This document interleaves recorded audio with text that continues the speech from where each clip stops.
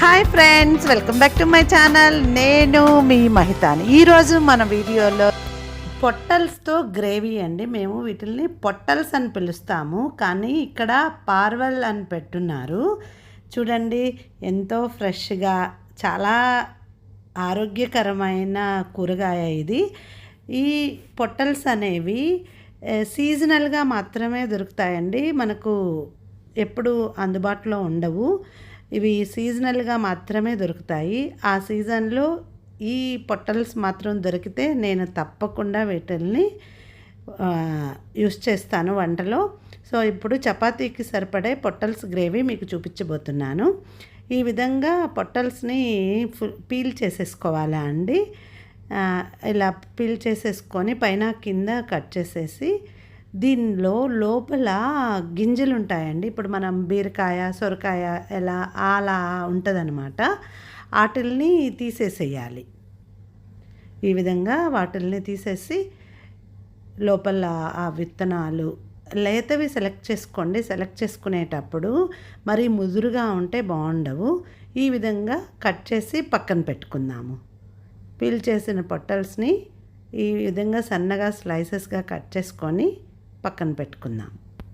ఇప్పుడు ఒక మందపాటి గిన్నె తీసుకొని స్టవ్ వెలిగించుకొని దాని మీద ఈ మందపాటి బాండలు పెట్టుకున్నాను. కొంచెం నూనె యాడ్ చేశాను. అందులో కొంచెం జీలకర్ర యాడ్ చేస్తున్నాను.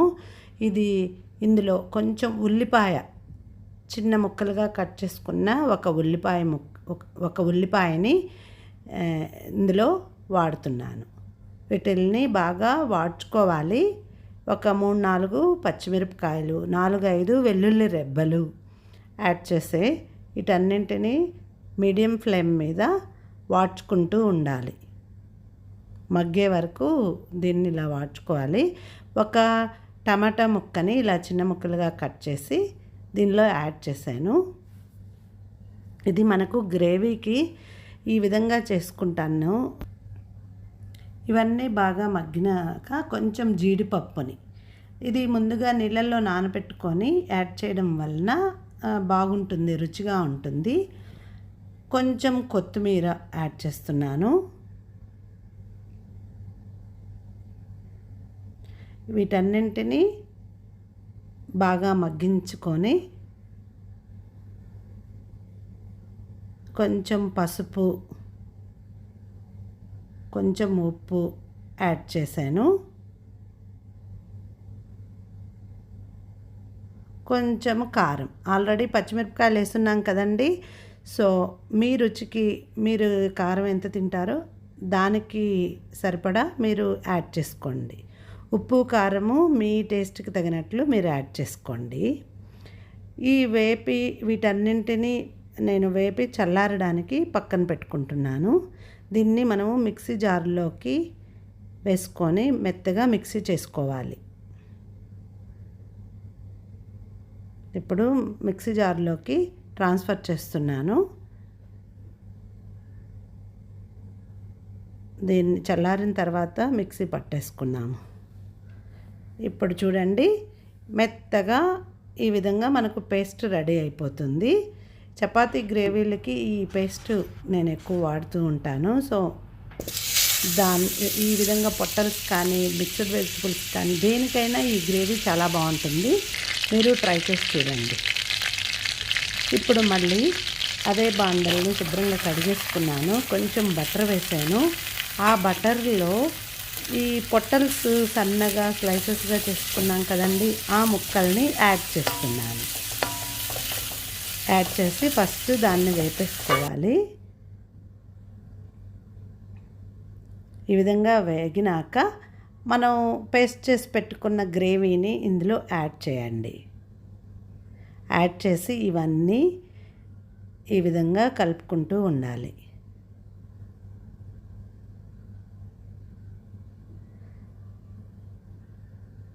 ఈ విధంగా చూడండి, ఈ విధంగా కలుపుకుంటూ ఉండాలి. మీడియం ఫ్లేమ్లో పెట్టుకోండి స్టవ్ని, మాడిపోకుండా ఉంటుంది. కొంచెం గరం మసాలా పొడి యాడ్ చేయాలి. కొంచెం ఒక చిన్న స్పూను గరం మసాలా యాడ్ చేశాను. చపాతీ కూరలు, చపాతీ పూరి అలాంటి వాటికి చాలా బాగుంటుంది. రైస్కి తినాలనుకున్న వాళ్ళు కూడా మిక్స్డ్ వెజిటబుల్ రైస్కి అలా సైడ్ డిష్గా బాగా ఉంటుంది టేస్ట్. మీరు ట్రై చేయండి. ఇప్పుడు బాగా ఫ్రై అయిపోయింది. కొంచెం వాటర్ యాడ్ చేస్తున్నాను. వాటర్ యాడ్ చేసి ఈ విధంగా కలుపుకోవాలి.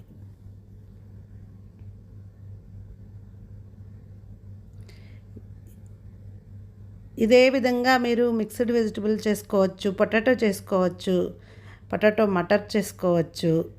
అన్నీ చాలా రకాల గ్రేవీకి ఈ విధంగా చేసుకోవడం వలన చపాతీలకి చాలా టేస్ట్గా ఉంటుంది. పుల్కాలకు కానీ, చపాతీస్కి కానీ, సైడ్ డిష్కి కానీ చాలా టేస్ట్గా ఉంటుందండి.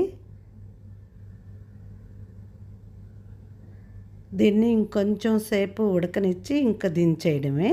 దించే ముందు మనము ఆ కసూరి మేతిని బాగా చూపిస్తాను మీకు ఎలా చేయాలి అన్నది. ఈ వీడియో క్లిప్పింగ్ మిస్ అవ్వకుండా చూడండి. ఇప్పుడు దగ్గర పడిపోయింది కదా అండి, వాటర్ అంతా దగ్గర పడిపోయింది. దించే ముందే వేయాలి కసూరి మేతి. ఇదిగోండి, దీన్ని కొంచెం తీసుకున్నాను. మీ గ్రేవీకి సరిపడే ఈ విధంగా నలుపుకొని అరచేతుల మధ్యలో ఇలా పెట్టి నలిపి దాన్ని వేయాలి. దించే ముందు కొంచెం కసూరి మేతి వేసి దించేయండి. చూడండి, ఎంతో రుచిగా ఉండే గుమగుమలాడే పొటల్స్ గ్రేవీ రెడీ అయిపోయింది. ఇంకెందుకు ఆలస్యం, ఇది చపాతీకి సైడ్ డిష్గా యూస్ చేస్తున్నాను. ఇది మీరు ట్రై చేసి మీకు ఎలా వచ్చిందో నాకు కమెంట్ రూపంలో తెలపండి. Thanks for watching my video. Bye bye, take care, see you